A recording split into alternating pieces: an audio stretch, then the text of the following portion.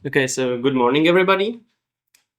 I'm gonna tell you something about my little project about exploring early Neolithic materialized identity networks. Mm, why am I interested in this? Well, I think there's quite a lot of data on early Neolithic cemeteries, and these data usually fall into two categories. The first category would be archaeological data or the data on the material, and the other category would be the biological data on the human remains in these graves. And usually these two categories are rather hard to connect. Or my opinion is that most of the authors don't connect these two categories of the data like enough together. So I would like to try to make sense out of these two categories of data. An introduction. Early Neolithic in Central Europe is represented by the LBK, Linearbandkeramik culture. And these are the first farmers in Central Europe. And there is quite a lot of material they have in the cemeteries. And one of the important facts is that there are large cemeteries. And I'm working with 3 cemeteries, and these are Vedrovice in the Czech Republic, Nitra in Slovakia, and Kleinhadersdorf in Austria. So what is my idea?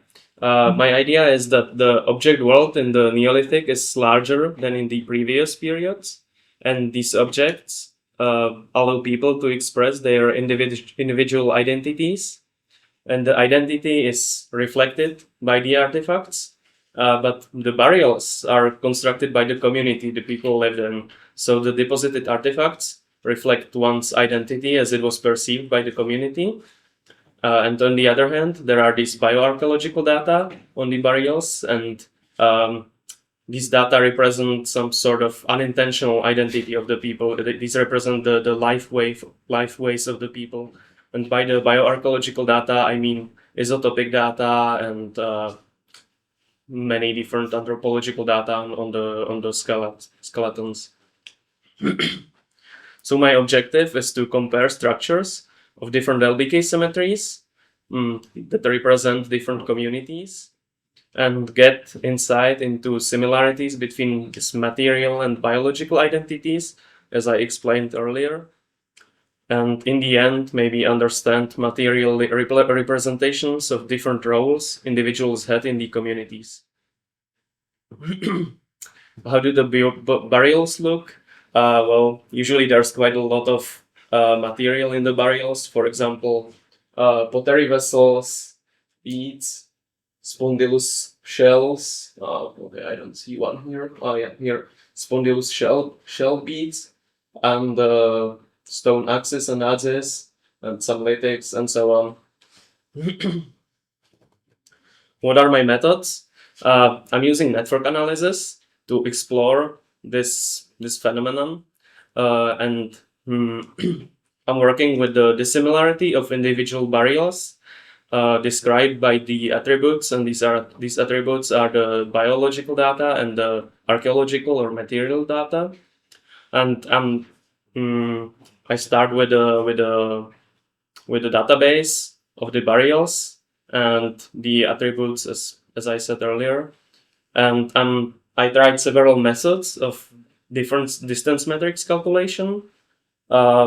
Previously, I was working with binary distance, but currently I switched to Gover distance that is useful for mixed data types, because this method, this statistical method, we can count the distance from continuous, ordinal, and nominal variables. So it is ideal for this mixed data types. And the analysis is performed in R, and I'm using well-known packages, iGraph, Cluster, and Tidyverse packages.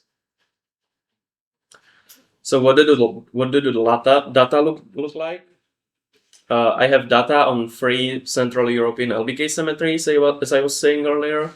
And in general, there are 2 groups of variables: the anthropological or bioarchaeological data, for example, biological age, sex, and isotopic data representing the life ways and diets. And on the other hand, there is archaeological or material data, on body and burial pit orientation, types and position of pottery vessels, groundstone tools, polystone tools, lithics, and so on. What are the problems with the data? Well, the data is very messy because of the excavation, because of the way it is published. There's a lot of missing data. That's because of the state of preservation and also state of the publication. And there are many dependent variables in the data.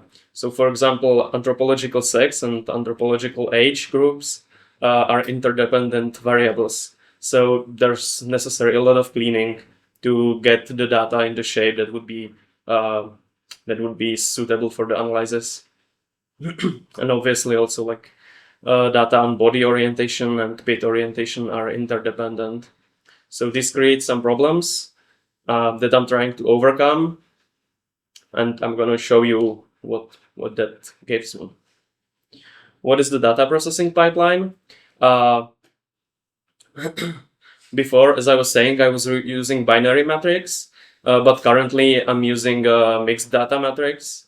Then I can compute the cover distance, and then I use the distance matrix to create edges in the network between the vertices, and to be able to create a network out of this data, I need to choose some maximum dissimilarity distance to form the edges. So this is one of the problems I'm thinking about. And yeah, these box plots show that these are like on the y-axis. There is the dissimilarity of the graves. So here is like these are completely similar, these are completely dissimilar, and there are two box plots, one for this biological data, another one for the archaeological data for each cemetery. And as you can see, these values differ quite a lot. So it's usually rather hard to choose suitable cutoff value to create the networks, because I was trying to choose some non-arbitrary value, for example, lower quartiles. But anyway, there were too many edges in the networks to get insight into the structure.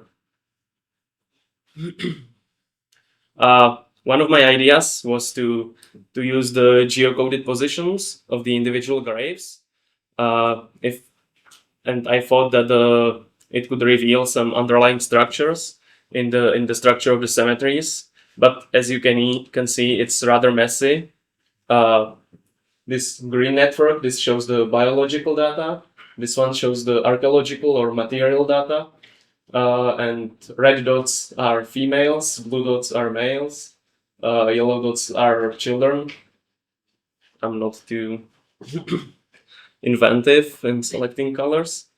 As you can see, this is just mess. This doesn't tell me anything. So I stick to using network layout algorithms, and I'm using Fruchterman-Reingold algorithm. This is the same data, the same values, but layouted using the algorithm. And here with the biological data, we can see that there are some clusters that we were unable to see previously. So this is much more useful. But anyway, there's quite a lot of vertices that are disconnected from these networks. And this is a problem. So this is caused by the messiness of the data. But anyway, yeah, this looks sort of good. So I tried to combine these two networks into one to see the relationships between the material data and the biological data. But it looks like that the biological data that are represented by the green edges and the archaeological that are represented by the gray edges, they are almost disconnected. So the material data is in the middle of the clusters, and there are not many connections between the clusters themselves. So this is a problem, and I'm not sure what causes this. But as I was running some of my experiments, getting back to the previous network, well, I found out that these networks are behaving as a scale-free networks. So usually the new edges, the new vertices that would come in the network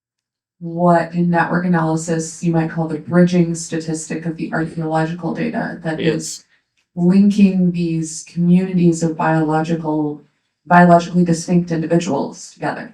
And even though you're saying you don't see, I mean, you had that one cemetery where you had the children clearly grouped together, but in other ones you don't. It doesn't necessarily, in my mind, convince me that it's not showing you something. I don't know Yeah, of what course. these clusters are showing you, but do you have any inclination on what these network clusters in the biological data are signaling? Is it signaling that they're eating something different? Is it signaling what are those clusters, and then why might the archaeology be bridging them together? Yeah, it's very interesting, this thing, because I didn't expect it that there would be biological clusters with archaeological thing bridging it. This is something I didn't really expect, so it's rather hard to think about this or to make sense out of it. And what are there clusters in the biological data? I have no idea. I think this is caused mostly by the age groups. But again, what I showed, there was the color was sex, and the age group was, or the sex, anthropological sex didn't go into the analysis. So this is but the sex is dependent on the age, but it didn't show the dependence in this way. There were males and females mixed, but the kids were different.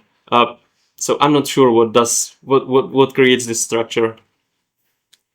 Well, That's fair. I mean, I don't know either, obviously, Yeah. but I'm trying to get you to think about it, and it might be one of those things where you just have to Yeah. Well, it shows something. I'm not sure what. Fair enough. Thank you. Okay, thank you. Any more questions? Because we have 2 more minutes until the next presentation. Okay.